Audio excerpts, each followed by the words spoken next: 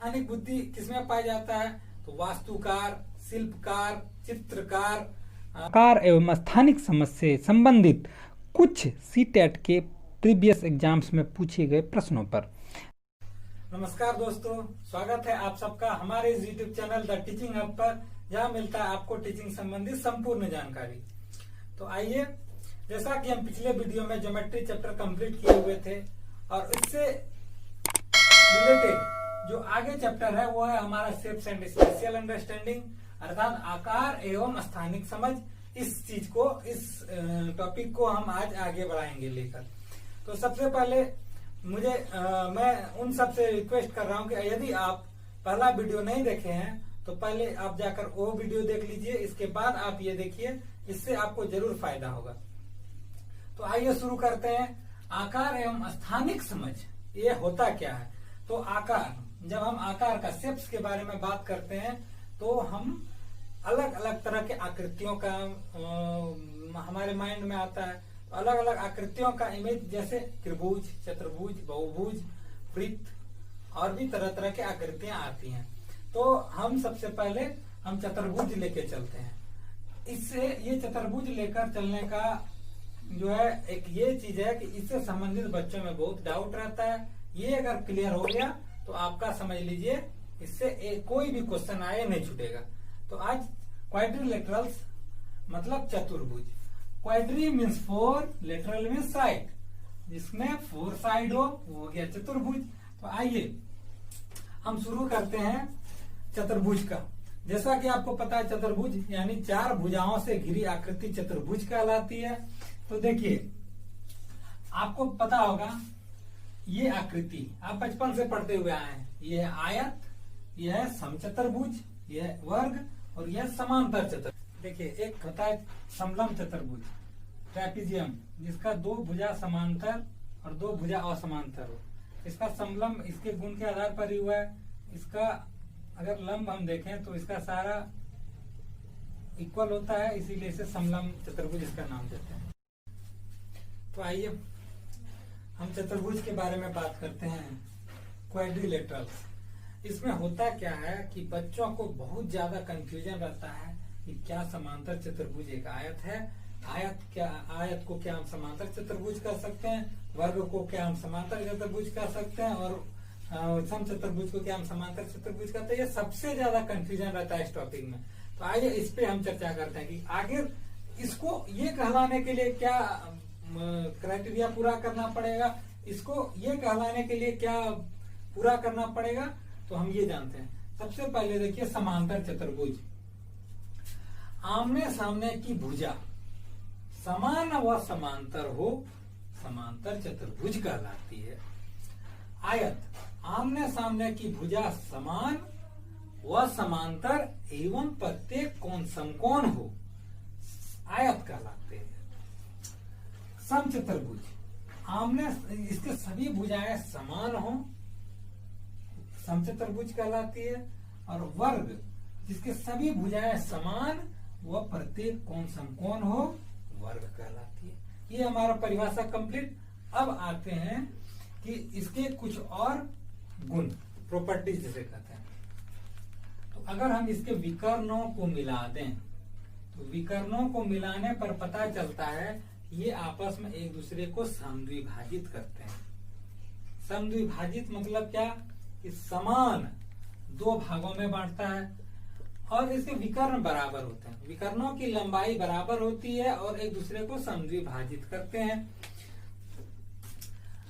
अब उसी तरह वर्ग के भी विकर्ण समान होते हैं एवं ये भी एक दूसरे को समद्विभाजित करते हैं। समद्विभाजित मतलब दो समान भागों में बांट देना। अब आते हैं समचतुर्भुज। तो देखिए, इसका विकर्ण, दोनों विकर्ण बड़ा छोटा है। बड़ा छोटा है मतलब समान नहीं होता है और इसके भी विकर्ण एक दूसरे को, एक अंतर है, समकोण पर समद्विभाजित करते हैं। और इसके विकर्णों को भी अगर हम मिला दें तो ये भी इक्वल होता है, लेकिन ये इसके विकर्ण इक्वल नहीं होते हैं, लेकिन ये समान होते हैं। एवं समांतर समद्विभाजित करते हैं, और वर्ग का भी विकर्ण एक दूसरे को 90 डिग्री पर काटते हैं। तो ये परिभाषा हमारा कंप्लीट हो गया, इसका प्रॉपर्टीज कंप्लीट हो गया। अब हम समांतर चतुर्भुज और आयत में हम कंपेयर करते हैं। तो आयत, एक समांतर चतुर्भुज होने के लिए क्या क्या पालन करना होगा? तो इसके लिए समांतर चतुर्भुज के सभी भुजाएं समान व समांतर एवं सम्मुख कोण बराबर होना चाहिए। सम्मुख कोण अगर बराबर हो गया तो जो भी आकृति होगा, अगर इसके क्राइटेरिया को पूरा कर देता है तो ये समांतर चतुर्भुज कहलाएगा। आइए देखते हैं आयत पूरा करता है। आयत का समांतर, आयत के सम्मुख भुजाएं बराबर व समांतर भी होती हैं। चलिए, एक क्राइटेरिया पूरा कर दिया। क्या सम्मुख कोण बराबर होता है? तो जी हाँ, इसके सम्मुख कोण आपस में बराबर होते हैं। तो अतः हम आयत को समांतर चतुर्भुज कह सकते हैं। तो क्या समांतर चतुर्भुज को आयत कह सकते हैं? तो आइए देखते हैं। आयत के लिए 90 डिग्री का होना आवश्यक है, लेकिन इसमें 90 नहीं है, इसीलिए समांतर को हम आयत नहीं कह सकते हैं, लेकिन आयत को समांतर चतुर्भुज कह सकते हैं। ये हमारा कंप्लीट। ठीक इसी प्रकार अगर हम समांतर चतुर्भुज और समचतुर्भुज का कंपेयर करें तो समचतुर्भुज समांतर चतुर्भुज के होने का पूरा ही समचतुर्भुज समांतर चतुर्भुज होने का पूरा ही क्राइटेरिया फिल करता है, इसलिए हम समचतुर्भुज को समांतर चतुर्भुज कह सकते हैं। लेकिन समांतर चतुर्भुज को हम समचतुर्भुज नहीं कह सकते हैं। क्यों? क्योंकि समचतुर्भुज होने के लिए, समांतर चतुर्भुज को समचतुर्भुज होने के लिए सभी भुजाएं बराबर होनी चाहिए, लेकिन इसका सभी भुजाएं बराबर नहीं है। तो हम समांतर चतुर्भुज को समचतुर्भुज नहीं कह सकते हैं, लेकिन समचतुर्भुज को समांतर चतुर्भुज कह सकते हैं। ठीक उसी प्रकार वर्ग को हम समांतर चतुर्भुज कह सकते हैं। वर्ग को हम समांतर चतुर्भुज कह सकते हैं, लेकिन एक समांतर चतुर्भुज को वर्ग नहीं कह सकते हैं। सेम रीजन जाएगा कि इसका सभी भुजाएं बराबर होनी चाहिए। समांतर चतुर्भुज को सभी भुजाएं बराबर होनी चाहिए वर्ग बनने के लिए, लेकिन यहाँ पर इसके आमने सामने की भुजा बराबर होती है। अतः हमारा सभी कंफ्यूजन दूर हो गया। समचतुर्भुज आयत को हम समांतर चतुर्भुज कह सकते हैं, लेकिन समांतर चतुर्भुज को आयत नहीं कह सकते हैं। एक समचतुर्भुज को हम समांतर चतुर्भुज कह सकते हैं, लेकिन एक समांतर चतुर्भुज को हम समचतुर्भुज नहीं कह सकते हैं। वर्ग को हम समांतर चतुर्भुज कह सकते हैं, लेकिन समांतर चतुर्भुज को हम वर्ग नहीं कह सकते हैं। ये कंफ्यूजन दूर हो गया। ये क्वेश्चन एक एग्जाम में पूछा गया है आपको। ये अभी हम इससे रिलेटेड सभी प्रश्नों को जो एग्जाम में पूछा गया है अभी उसका रिवीजन कराएंगे, बताएंगे। तो ये हमारा कंप्लीट हो गया। अब हम आते हैं स्थानिक। तो देखिए, आकार में हम चतुर्भुज, त्रिभुज पढ़ लिए, चतुर्भुज पढ़ लिए। अब बहुभुज के बारे में भी कुछ पढ़ेंगे, कभी पढ़ेंगे। तो अब हम आते हैं स्थानिक समझ।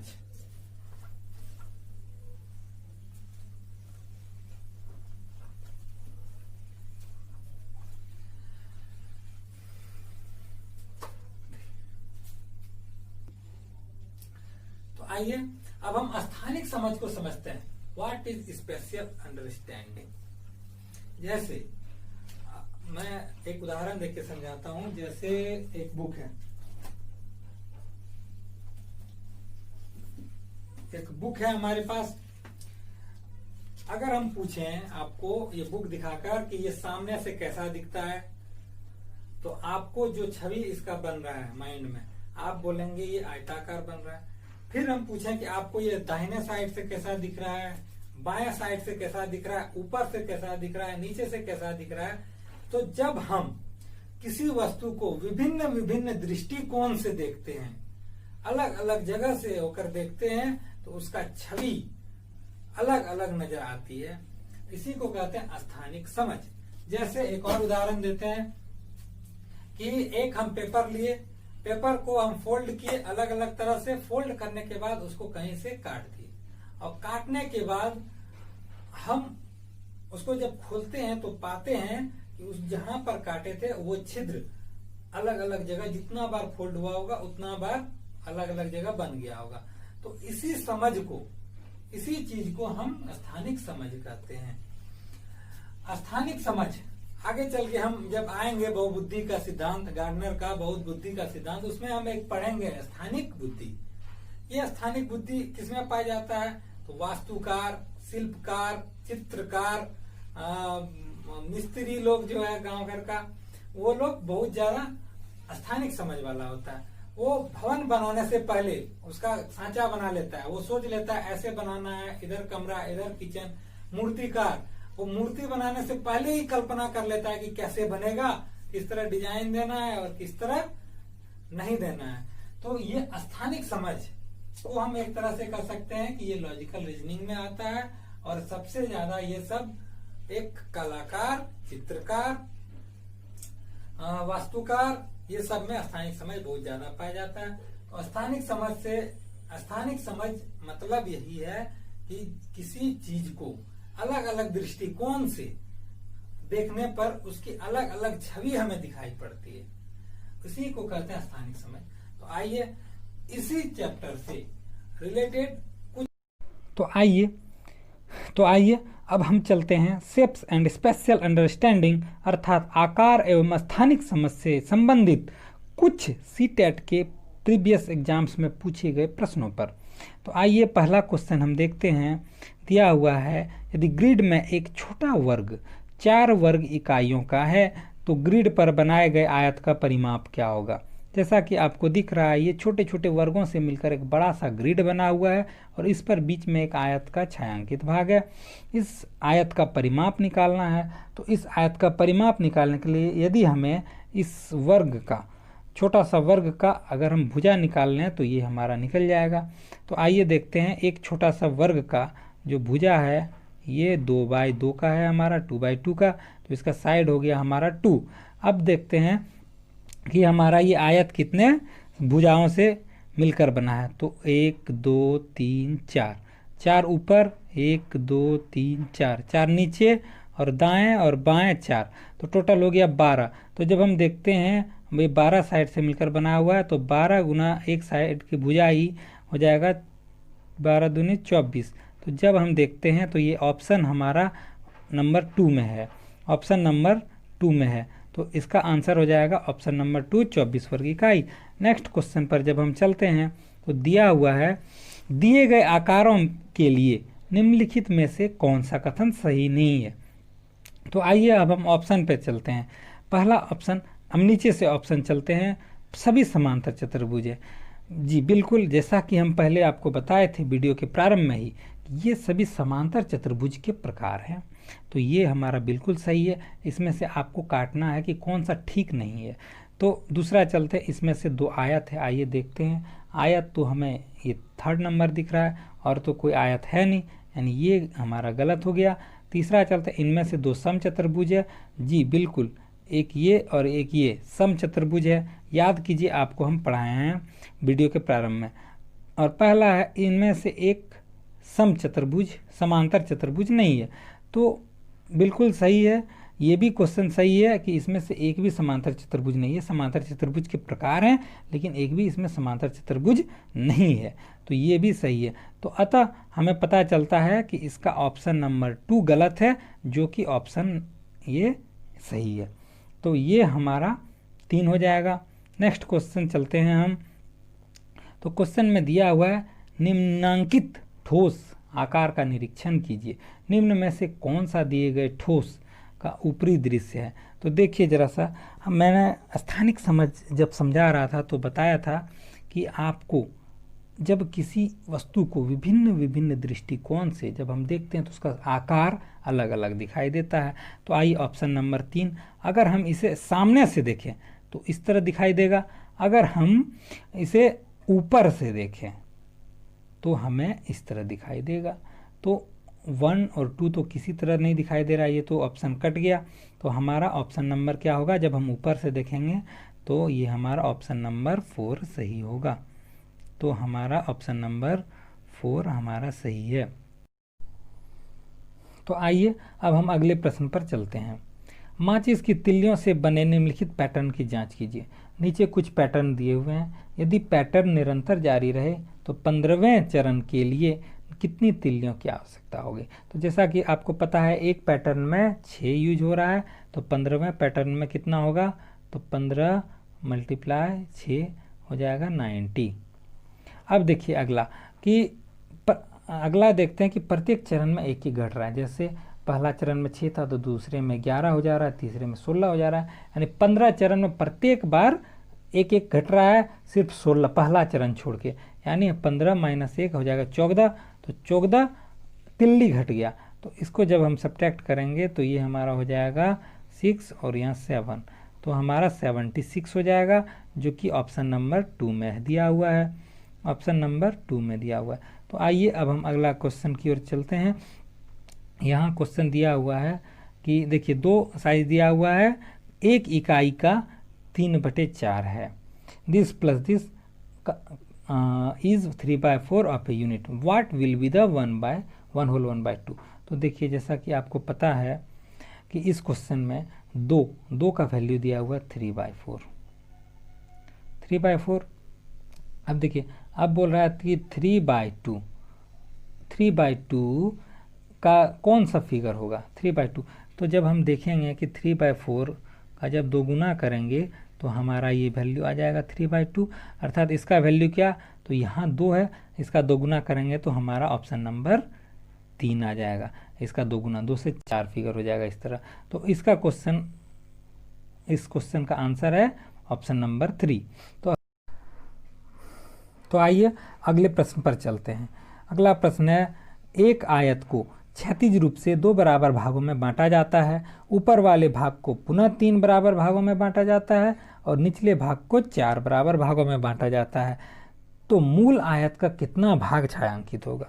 जैसा कि आपको दिख रहा है ये फिगर है, यहाँ पे इस आयत को 2 बराबर भागों में बांटा जा रहा है, यानी एक इधर और एक इधर। तो पहला पार्ट हो जाएगा, पहला 2 पार्ट में, फिर ऊपर 3 बराबर भागों में बांटा जा रहा है, ये तो 2 × हो जाएगा 3। अब अगला देखिए, और निचले वाले में भी 4 हिस्से में ये बांटा जा रहा है, तो ये हो जाएगा ×4। तो ये टोटल हो जाएगा 2 × 3 = 6 और 6 × 4 = 24। टोटल भाग हो गया 24। अब देखिए पूछ रहा है छायांकित भाग कितना। तो ऊपर चूंकि ये 24 है टोटल, तो ये 12 हो गया और ये भी 12 हो गया। तो जब हम देखते हैं छायांकित भाग, यानी ऊपर 12 को 3 हिस्सों में बांट रहा है, तो ईच पोर्शन कितना होगा 4, 4 और 4। और नीचे देखिए 4 हिस्से में बांटा गया, टोटल है 12, तो ये हो जाएगा 3, 3, 3, 3। तो अब हम देखिए छायांकित भाग पूछ रहा है, तो ये 4, 4, 8 और 3, 11 और 3, 14। तो आ गया हमारा टोटल छायांकित भाग 14। तो अब हमसे रेशियो पूछ रहा है, तो 14/24, ये जब कटेगा तो ये 7 और ये 12, तो हमारा आंसर आ गया 7/12। तो ये हमारा ऑप्शन नंबर देखिए कौन सा है 7/12, तो ऑप्शन नंबर 3 है। तो हमारा परफेक्ट आंसर हो जाएगा 7/12। अगला प्रश्न है, in a dice the number on the opposite faces add up to 7, यानी अपोजिट फेस जो है वो 7 होता है अगर हम ऐड करें डाइस में से एक लूडो का गोटी या पासा। Which amongst the following will fold into a dice, किसको फोल्ड करने पे एक डाइस बनेगा। जैसा कि आपको पता है कि जब भी हम किसी पासे को खोलते हैं तो इसका अपोजिट फेस जो बाहर की ओर होता है उसको ऐड करने पे 7 आना चाहिए। अपोजिट फेस देखिए इसका ये हो गया, इस फिगर का ये हो गया और इस फिगर का ये और ये हो गया। तो अपोजिट फेस को ऐड करके देखिए कौन सा 7 आ रहा है, यानी इसमें हम देखते हैं 2 और 5, ये हमारा हो जा रहा है 7। ऑप्शन नंबर सही लग रहा है। फिर एक घर छोड़ के दूसरा घर ऐड करेंगे, 3 + 4 हो जाएगा 7। और जब अगला अभी देखेंगे 1 और 6, तो इसको भी ऐड करने पर पता चल रहा है 7 आ रहा है, यानी ऐसे हमको आंसर मालूम हो गया, ऑप्शन नंबर 1 होगा। अब आते हैं ऑप्शन नंबर 2 में, ये क्यों नहीं होगा। तो 6 और 5 जब हम ऐड करेंगे तो ये आता है 11, जो कि बिल्कुल ही गलत है। 4 और 5 यानी 9 हो रहा है, ये भी गलत है। और 3, 4 और 6, ये 10 हो रहा है, यानी ये भी गलत है। तो हमारा करेक्ट आंसर होगा ऑप्शन नंबर 1। तो आइए अब हम अगला प्रश्न पर चलते हैं। तो यहाँ दिया हुआ है कि इन दिनों दाम बढ़ने शुरू हो रहे हैं, निम्नलिखित में से कौन सा ग्राफ इस स्थिति को निरूपण करता है। तो देखिए, जब भी ग्राफ हम देखते हैं तो एक तरफ टाइम और एक तरफ प्राइस है, तो टाइम के साथ साथ प्राइस बढ़ रहा है। तो देखिए जरा सा ऑप्शन नंबर 1 में ये टाइम के साथ साथ बढ़ तो रहा है और घट भी रहा है, यानी ये ऑप्शन हमारा कट गया। यहाँ देखिए, यहाँ तो कुछ ऐसा है कि प्राइस और टाइम के बीच रिलेशन ही कुछ ऐसा है कि ये तो बिल्कुल ही नहीं होगा। यहाँ ऑप्शन नंबर 3, ये टाइम के साथ साथ ये प्राइस भी बढ़ रहा है, यानी ये ऑप्शन हमारा सही लग रहा है। और ये भी नहीं होगा, यानी ऑप्शन नंबर हमारा 3 हो जाएगा इस क्वेश्चन का। अगला प्रश्न देखते हैं। एक शिक्षक क्लास से एक रेक्टेंगल पर 1/8 निरूपित करने के लिए कहता है, निम्नलिखित में से कौन सा निरूपण गलत है। देखिए कौन सा गलत है, हमें वही छांटना है। तो 1/8 मीन्स क्या, 8 में से एक हिस्सा, यानी इक्वल होना चाहिए ये। तो आइए देखते हैं। सबसे 4 नंबर देखिए, ये 8 इक्वल पार्ट्स में बटा हुआ है, यानी ये सही है। एक भाग छायांकित है, ये सही है। इसमें भी देख लीजिए कि ये भी 8 हिस्से में बटा हुआ है, ये छायांकित भाग का अपोजिट फेस ये भी इक्वल है, इट मीन्स ये भी सही है। इसमें भी देखिए छायांकित भाग का अपोजिट फेस भी इक्वल दिख रहा है, इट मीन्स ये भी सही है। लेकिन इसमें ज़रा सा देख लीजिए, अगर हम इसको अपोजिट साइड से फोल्ड करें तो ये इसके साथ सेट नहीं खा रहा है, इट मीन्स ये हमारा गलत है। तो ऑप्शन क्वेश्चन के अनुसार ऑप्शन नंबर 2 हमारा गलत है। तो दोस्तों, हमने शेप्स एंड स्पेशल अंडरस्टैंडिंग अर्थात आकार और स्थानिक समझ से संबंधित प्रीवियस ईयर में पूछे गए कुछ क्वेश्चंस को देखा। इन क्वेश्चंस को देखकर हमें यह अंदाज़ा लग गया कि किस प्रकार का प्रश्न पूछा गया और किस प्रकार का प्रश्न आएगा। तो उम्मीद है आपको यह सेशन अच्छा लगा। Thanks for watching. अगर अच्छा लगा तो आप लाइक करें, शेयर करें, सब्सक्राइब करें। थैंक यू, धन्यवाद।